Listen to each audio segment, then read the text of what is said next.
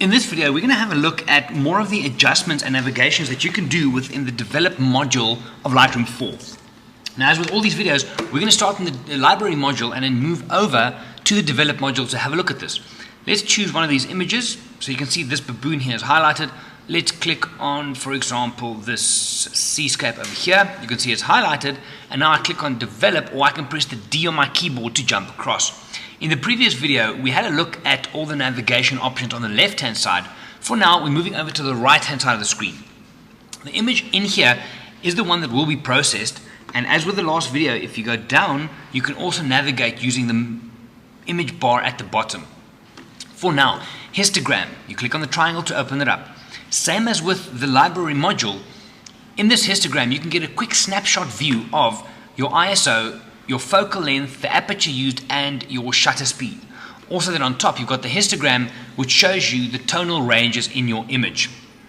Just below that, you've got the special adjustments. Now, we're going to have a video on each of these a little bit later on. For now, the cropping tool, the heal and clone tool, red eye removal, gradient filter, and the special adjustment brush. As you click on each of these, you'll see a new menu opens up underneath. And later on, we're going to look at how you can use all of those to adjust and process your images. For now, let's keep working through these panels. In Basic, click on the triangle.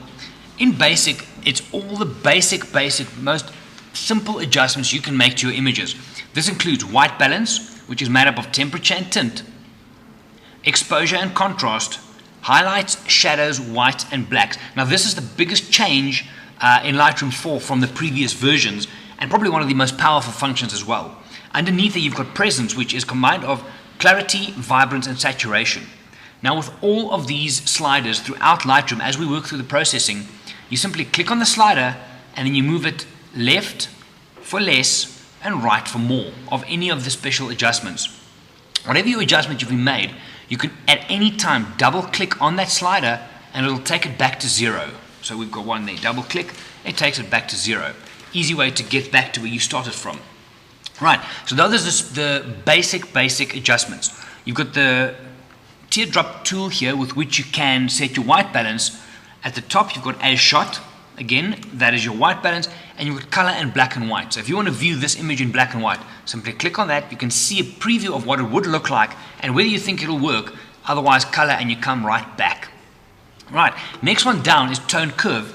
This is similar to Photoshop in that you can use the tone curve to set the various tones of your image, darks, blacks, highlights, and whites. So as you move the tone curve, this is exactly the same as your S curves in Photoshop. You'll see these sliders underneath move as well.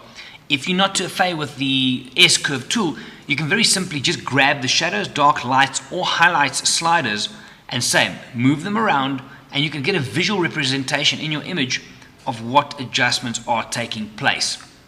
Now, before we carry on, you'll see next to tone curve, there's a little switch over here. Any adjustments I've made within this panel, the open panel, which is tone curve, I can switch off by clicking on that switch. See the difference? So when the switch is down, it's off. The adjustments I've made here goes gray, and it doesn't influence my image. So you can play with those and see how you want to switch them on and off to get to your final result. Next one down, you've got HSL, color, and black and white. Let's click on that. In this panel, you've got 3 options. On HSL, you can see it's broken down into hue, saturation, luminance, or all. If you click on all, you've got a whole bunch of sliders going down. The hue of each of these colors, the saturation of those colors, and then the luminance as well. Now what they are, hue is the kind of color that you want. So for example, if we're talking about red, what color red would you like?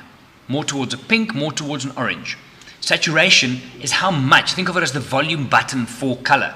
Saturation of red, more saturation and less saturation. And luminance is how bright that color is.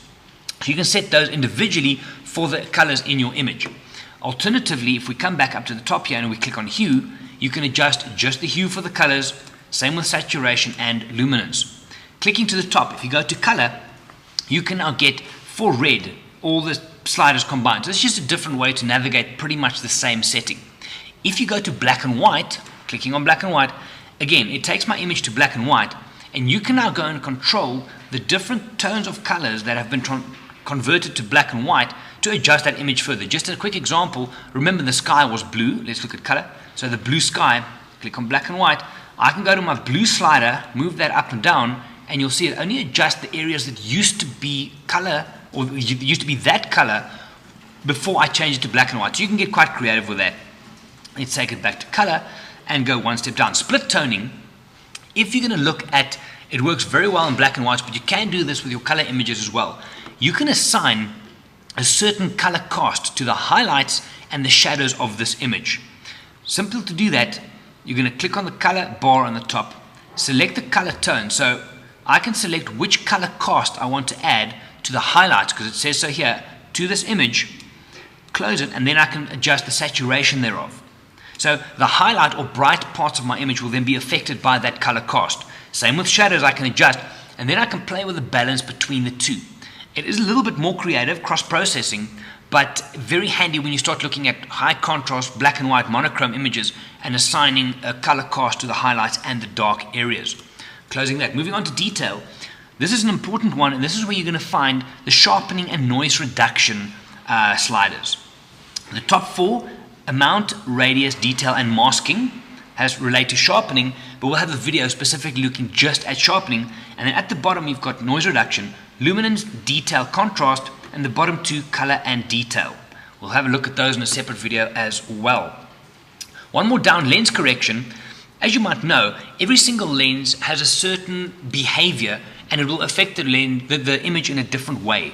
The way it adds a vignette, whether it's just a slight dark or lighter area around it, there's a slight bit of distortion. So you can go into profile and you can click enable profile corrections, click, and Lightroom has a wider range of lenses already in its database. It'll tell me this was with a Nikon AFS Nikon 14-24. Watch the image when I click this again. It makes a very slight adjustment to the outside of the frame. So there was a little bit of vignette that was added by the lens, but simply by clicking that, it can take it away.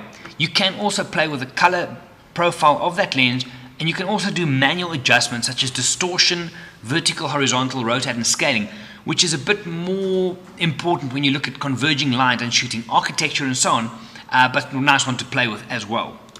Closing there. Second from the bottom, you've got effects. This is where you can add a post-crop vignette. Now you've just removed that vignette from the image using your lens correction. This is more of a artistic thing. If you want to add a vignette, that's ultimately what you'll get is dark. And then you can play with the midpoint. Is it round? Is it not round? Oval, round. You can feather it so it balances in a bit. Amount of grain at the bottom adds grain. Like in the old days when we had those old-fashioned antique images, you can now go and add that grain to your image. I'm overdoing it so you can see the size of the grain and then also the roughness thereof. So you can play with that if you're looking at black and white and you want to get creative with your images. The bottom panel under the develop module is your camera calibration. Now the process is simply 2012. That means that it's the latest version of Lightroom that is processing your images. You can then go, and depending on the lens and combination that you have, play with shadows, red, green, blue primaries. You can also then look at embedded. This is the profile that's been embedded by your camera into this particular image. If you've shot and you've saved that information into a raw file, this drop-down menu will also give you options such as neutral, portrait, vivid, and landscape, but that's also camera dependent. That's a very quick look at the panels in the develop module that you'll use to process your images, and we'll have a look at them in more detail in future videos.